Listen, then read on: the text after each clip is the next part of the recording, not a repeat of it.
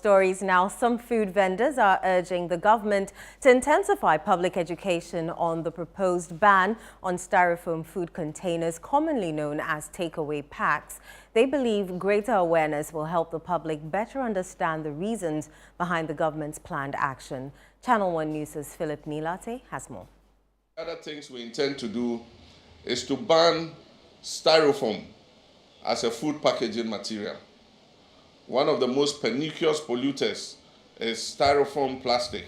I'm very sure that when you had the President, John Dramani Mahama, make mention of styrofoam, you were asking yourself, what really is it?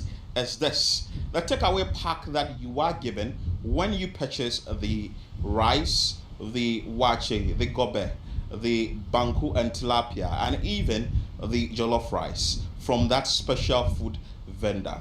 According to the President, the styrofoam or the takeaway pack is one of the key pollutants of our environment, and soon it will be banned. The President's statement stems from the fact that the country is struggling with effective waste management. Some food vendors shared their thoughts on the government's intention to ban the use of styrofoam food containers.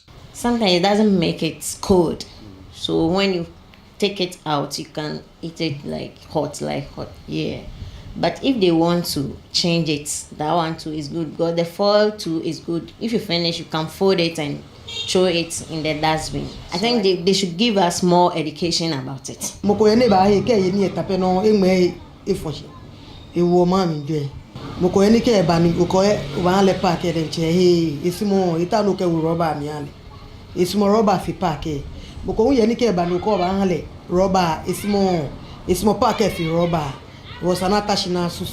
Environmental advocate Chibeze Ezekiel noted that although the government's decision to ban styrofoam food containers in the near future could be beneficial for the country, it must also invest in research and development to find environmentally friendly alternatives that do not contribute to pollution. The emerging development, or options. For example, I've seen bottles that you might think is plastic, but it's actually made from plant, which means that even when you throw it away, it's going to decompose, over a short period of time. So there are new developments coming up, and I think that it should be possible to be able to invest into some R&D research and development and look for alternatives. Meanwhile, the president of the Ghana Plastic Manufacturers Association, Ebuboche, stated that banning styrofoam food containers would not resolve the country's sanitation issues. He emphasized the need for stricter enforcement of sanitation bylaws to properly manage waste disposal in Ghana. Our attitude towards waste disposal, it's really, really, really, really bad. And the biggest challenge has got to do with source separation. In the developed economies, waste separation is so effective. So recycling, whether it is plastic, it is paper, any other material, it's so easy and very profitable. But here, everything is just clubbed together. And that is where we have the biggest issue.